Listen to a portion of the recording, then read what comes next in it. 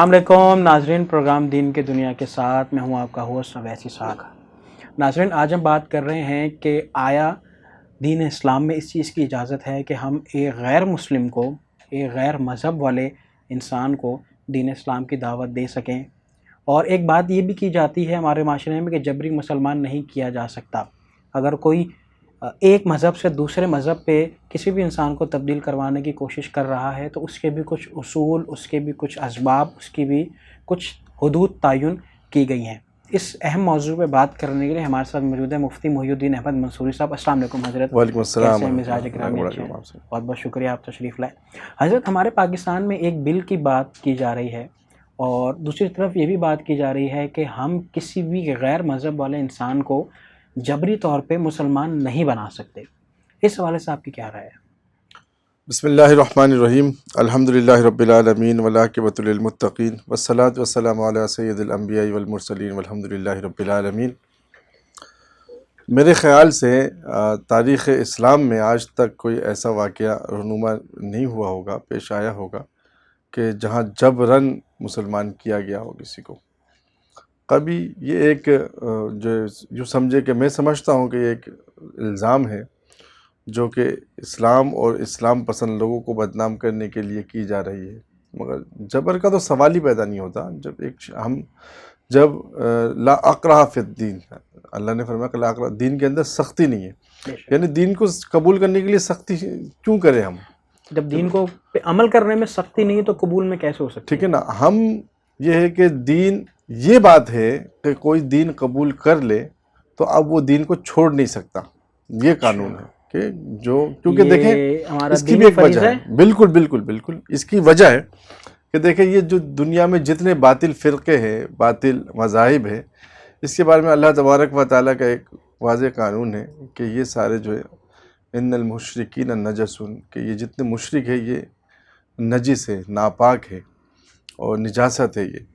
اور اسلام خود جو ہے گوہر ہے، ایک جو ہے خوبصورتی ہے، پاک صاف طیب چیز ہے، اور کوئی شخص اگر پاکی کی طرف آ جائے تو اس کو اجازت نہیں ہے کہ وہ دوبارہ ناپاکی کی طرف جائے۔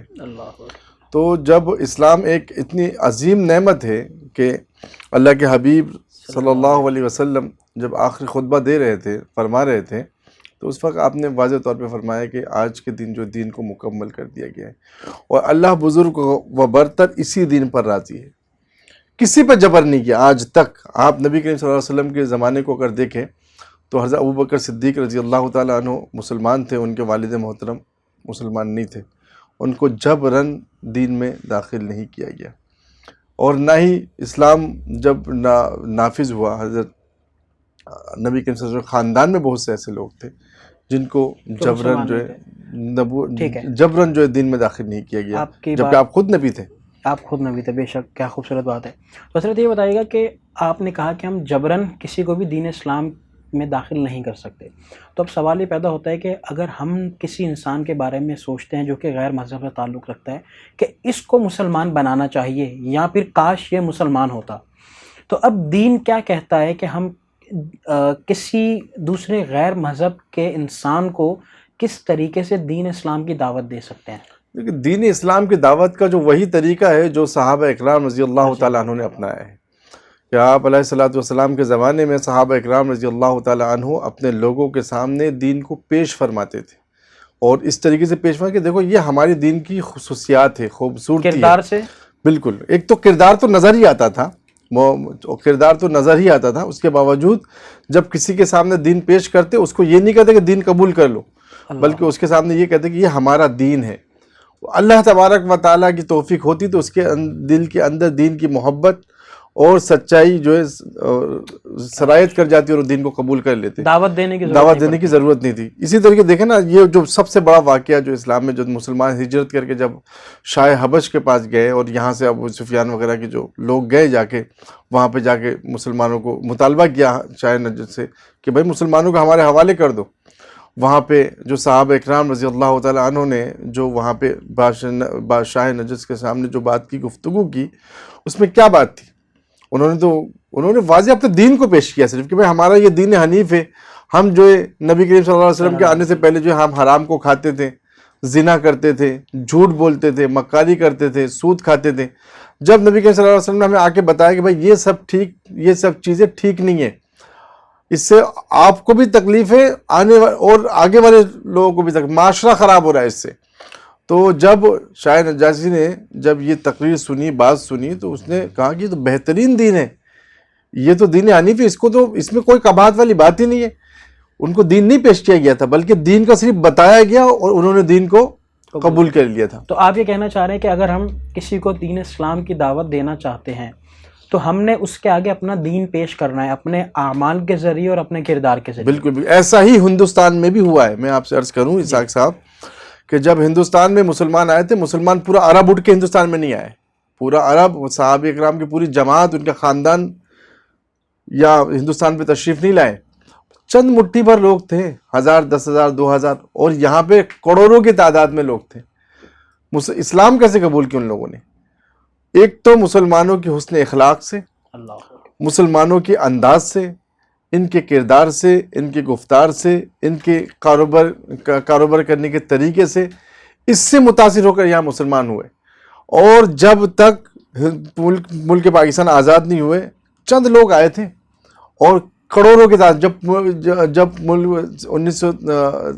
جب 2000 انگریز آئے اور مسلمان 800 سال حکومت بھی کی, آئے تھے مسافر کے طور پہ, اور پھر اللہ نے حکومت بھی ادا کی اسلام کی برکت سے ان کو, اور پھر اتنے بڑی تعداد میں لوگ اسلام میں داخل ہوئے. دیکھیں ایک بات بتاؤں, اسلام سے ہٹ کر جس مذہب میں چلے جائے وہاں محرومی ہے, محرومی ہے وہاں پہ جو ہے تکبر ہے, غرور ہے, کسی کو آج یہ جو پوری مغرب جو ڈھنڈورا پیٹ رہی ہے نا. قطع کلامی کی معذرت, آپ نے کہا کہ اگر ہم اسلام کے علاوہ جس مذہب میں بھی چلے جائیں تو وہاں پہ اللہ کی برکت نہیں ہے, جس طرح آپ کہنا چاہ رہے ہیں. لیکن پوری دنیا کے اگر ہم مسلمانوں کا حال دیکھیں, وہ حال مجموعی طور پہ حضرت ذبو حالی ہے, معذرت کے ساتھ, اس میں خوشحالی نہیں ہے. تو یہ تو آپ کی بات کا ایک مکمل تضاد ہے. دیکھیں میں وہی عرض کر رہا تھا کہ دیکھیں پوری مغرب جو جس طریقے سے مسلمان پر یلغار کیے ہوئے ہیں, اور یہ بات ثابت کرنے کی کوشش کر رہے ہیں کہ بھائی ہم کامیاب ہیں. ان کا اگر ماضی دیکھ لیں نا, ان پر جب پاپائیت, عیسائیت اور دیگر رومی وغیرہ جب ان پہ حکومت تھے, اور ان کے مذہبی پیشوا جب حکومت کر رہے تھے, تو ان کی کیا حالت تھی؟ ان کی ملک ابتر سے ابتر ہو چکی تھی, مطلب تباہی کے آخری درجے پر تھی. اور دوسری طرف میں عرض کر رہا ہوں, دوسری طرف جب ہمارے مذہبی رفقا, مذہب کے ذمہ داران, مذہبی لوگ جب اسلام پر حکومت کر رہے تھے, مسلمانوں پر حکومت کر رہے تھے, اس وقت مسلمانوں کا اس کو شاندار ماضی کہا جاتا ہے. تو پھر آج ہم اس حال میں کیسے آ گئے؟ مسئلہ یہ کہ ہم جو ہے نا, اب تو لوگ بولتے ہیں کہ یار مسلمان اچھے حال میں نہیں, ہمارا مذہب تو بہت بہتر ہے. میں نے سنا ہے لوگوں سے. اصل مسئلہ یہ ہے نا کہ اس وقت مسئلہ یہ ہے کہ ہماری حکومت جو ہے نا ایسے کم ظرف لوگوں کے ہاتھوں پہ چلے گی جو اسلام بیزار لوگ ہیں. حکومت چلیں ہم پاکستان کی بات کریں نا, پاکستان پوری عالم میں اس وقت آپ جس حکومت کو دیکھیں وہ سارے جو مغرب سے متاثر ہیں, مطلب وہ قرآن اور مذہب سے کوسوں دور ہے. یہ ایک المیہ ہے, میں آپ کو سچ بتا رہا ہوں کہ حکومت ان کم ظرفوں کے بعد جو مذہب سے بیزار ہے, وہ خود اپنے اوپر مذہب کو ٹرائی کرنے کو تیار نہیں, مذہب کو نافذ کرنے کو تیار نہیں ہے. تو پھر جب, اور دیکھیں دکھتا وہی ہے جس کو اشرفیہ, یعنی بڑے لوگ جس کو قبول کر لے. نہیں سمجھے؟ جو نبی کریم صلی اللہ علیہ وسلم سے یہی جو سوال تھا کافروں کا, مشرکین کا سوال کیا تھا کہ ہمیں تو تمہارے صف میں کوئی جو ہے اشرفیہ نظر نہیں آتا, سارے مسکینوں کو آپ نے جمع کیا ہوا ہے, سارے مسکین نے آپ کو قبول کیا, اشرفیوں نے تو قبول نہیں کیا آپ کو. تو یہ سوال تو اس وقت, تو المیہ یہ ہے کہ جن اسلام بیزار لوگوں نے اسلام کے ٹھیکیدار بن گئے, حکمران پہ آ گئے, اور اب جو ہے نا وہ اپنے مجاز کے تحت, اپنے نظریے کے تحت, اپنے سوچ کے تحت جو اسلام کو ڈھالنا چاہتے ہیں. اسلام وہ ایک مشہور ہے نا کہ خود بدلتے نہیں قرآن بدل دیتے ہیں. اللہ. تو یہ اس وقت اب یہ جو ہو رہا ہے, جو مذہب آپ نے یہ کہا کہ مذہب کے نام پہ جو جبری, یہ پورے بل ایک لے کے آ رہے ہیں, ہم نے سنا ہے. میں اسی پہ آ رہا تھا کہ یہ جو ایک بل کا معاملہ چل رہا ہے کہ آپ کسی کو مسلمان نہیں کر سکتے, اور مسلمان کریں گے تو اس کو حدود کا یوز جو ہے وہ کافی حد تک چینج کی جا رہی ہے. تو یہ معاملہ کافی پیچیدہ ہوتا جا رہا ہے بل کے آنے کے بعد. دیکھیں یہ تو میں نے یہی کہا نا کہ اسلام بیزار لوگ, دیکھیں اقلیت کے حقوق یہ بل ہے کیا ویسے؟ ایک منٹ بات، اقلیت کے حقوق پہ اگر ہم بات کریں تو مجھے پوری عالم کی تاریخ لا کر دے دے کہ ان کے پاس اقلیت کے کیا حقوق ہیں اور ہمارے پاس کیا حقوق ہیں۔ میں بہت ذمہ داری کے ساتھ یہ بات کر رہا ہوں، پورے عالم کے مذاہب اور پورے عالم کے مذاہب کے ٹھیکیداروں سے کہے کہ اپنے قوانین لے کے آ جاؤ کہ آپ کے پاس اقلیتوں کے لیے کیا حقوق ہے، کیونکہ جب بھی عیسائیوں نے مسلمانوں پر حملے کیے اور مسلمانوں کی زمینوں کو فتح کیا تو اس زمین کا کیا حال ہوا، زمین کے لوگوں کا کیا حال ہوا، خونم خون کر دیا، کیا بزرگ، کیا عالم، کیا بچے، سب کو انہوں نے قتل کیا۔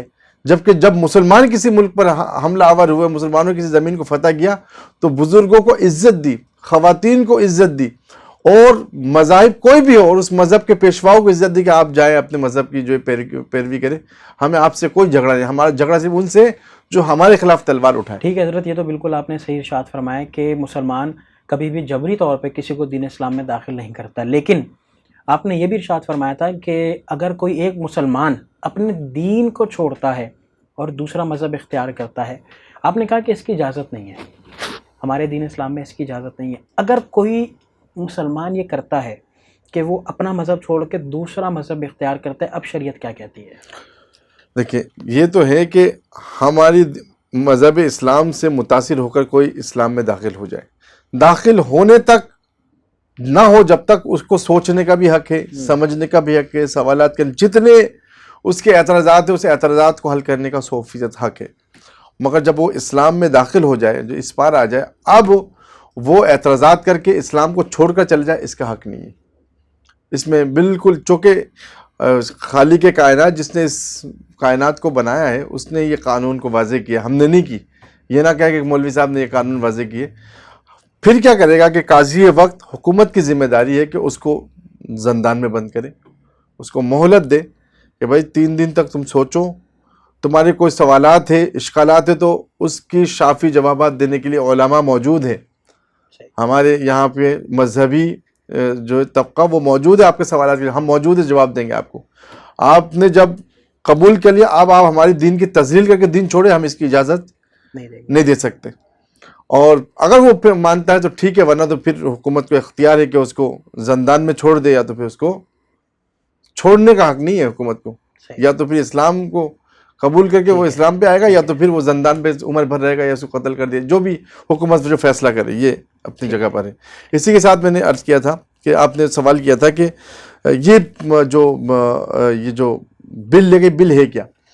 بل بیسک یہ ہے، وہ کہہ رہے ہیں، حکومت کہنا چاہ رہی ہے کہ بھائی کوئی آدمی جب اسلام سے محبت کرے، اسلام سے متاثر ہو کر اسلام قبول کرنا چاہے تو وہ ڈائریکٹ اسلام قبول نہیں کر سکتا، وہ مجسٹریٹ کے پاس جا کے درخواست دے گا، ایک بات ہوگی۔ دوسری بات یہ ہو گئی کہ 18 سال سے کم عمر کا آدمی اسلام قبول نہیں کر سکتا۔ یہ دونوں باتیں اسلام کے روح کے خلاف ہے، شریعت کے خلاف ہے۔ اول تو بلوغت کا عمر جو شریعت نے نافذ کی وہ 15 سال ہے۔ ہم آپ نے انتظامی امور کے پیش نظر کہ عقل کچی ہوتی ہے 15 سال میں، 18 سال آپ نے کر دیا، ہم نے قبول کیا کہ چلو انتظامی مسئلہ ہے یہ، کہ چلو شادی بیاہ 18 سال میں ہونی چاہیے، آپ نے کہا قبول کیا، مگر آپ اسی 18 سال کو پھر یہ کہہ کہ بلوغت ہی 18 سال کو ہوگی، تو یہ قبول نہیں، کیونکہ شریعت نے بلوغت کی جو عمر طے کی ہے وہ 15 سال کی ہے، 15 سال میں بچہ بالغ ہو جاتا ہے۔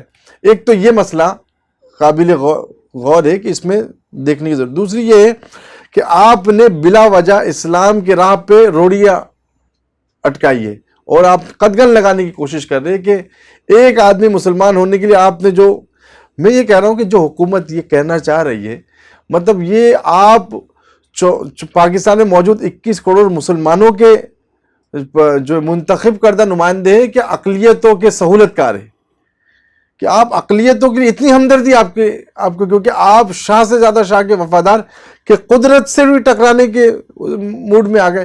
اتنی سخت قوانین تو ہندوستان میں نہیں ہے، بے شک اتنی سخت قوانین تو انگریزوں نے نہیں بنائی۔ آپ جس قوانین کو پروموٹ کرنا چاہ رہے ہیں، اسلام، دیکھیں جب تک مولانا، جب تک پاکستان آزاد نہیں ہوا تھا، کروڑوں کے تعداد میں لوگ اسلام میں داخل ہوئے، ہر سال ہر مہینے لوگ اسلام میں کچھ پھر جو ہے نا پاکستان کے نام پہ جو ہے ہندوؤں نے نفرتیں بانٹنا شروع کی. وہاں مسلمان بے بس ہو گئے. مسلمان وہاں پہ اس پوزیشن پہ نہیں رہے کہ وہ اپنے اسلام کو پیش کر سکے. اور اس طریقے سے ہندوستان میں ہندوؤں کا مذہب پہ مسلمان ہونے کا راہ رکتا چلا گیا. وجہ یہ بنی, اب اس کا مسئلہ یہ ہوا کہ اگر یہ نہ ہوتا تو شاید کہ مسلمان کی تعداد اور بڑھ جاتی. اب کوئی مسلمان ہونا بھی چاہے تو انگریز کہتے تمہیں نہیں پتا ان لوگوں نے الگ ملک کر لیا, یہ وہ تانے دیتے ہیں, اور تانوں کی وجہ سے جو ایک خیر کا کام رکا ہوا ہے. آپ کا ملک پاکستان جس مقصد کے لیے بنا تھا, اسلام کے تحفظ کے لیے, اسلام کو قوت بخشنے کے لیے, لوگوں کو اسلام میں داخل کرنے کے لیے, مسلمانوں کی رہنمائی کرنے کے لیے, مسلمانوں کی عزت اور وقار کو بحال کرنے کے لیے, آج آپ اس تمام جو ہے مقصد کو پس پشت ڈال کر آپ جو ہے اسلام کے خلاف ہر اس کام میں پیش نظر آتے ہیں جو کام کہیں نہ کہیں اسلام پر حملہ آور ہو. تو یہ ایک قابل مذمت عمل ہے. حکومت کو سوچنے کی ضرورت ہے, اور میں کہتا ہوں کہ عوام الناس کی خدمت میں بھی گزارش ہے کہ اس دور میں آپ اپنی آنکھیں کھلی رکھیں. اگر حکومت نے کوئی ایسی قدم اٹھائی تو آپ صرف علماء کی ذمہ داری نہیں ہے, بلکہ ملک پاکستان میں موجود ہر ایک مسلمانوں کی ذمہ داری ہے کہ اسلامی تشخص کا دفاع کرے, اسلامی تشخص کی حفاظت کرے. صرف علماء کا کام نہیں ہے کہ دین کے لیے جو ہے سڑکوں پہ آئے اور کردار ادا کرے, بلکہ آپ جہاں جس مقام پر موجود ہیں وہاں بیٹھ کے نہ صرف اسلام کی دفاع کرے بلکہ اپنا مؤثر کردار بھی ادا کرے. بہت بہت شکریہ حضرت, آپ ہمارے پروگرام میں تشریف لائے. اللہ آپ کو جزائے خیر عطا فرمائے. ناظرین, اسی کے ساتھ اپنے میزبان اویس اسحاق کو دیجیے اجازت. انشاءاللہ آپ سے ملاقات ہوتی ہے نیکسٹ ویک. اللہ حافظ.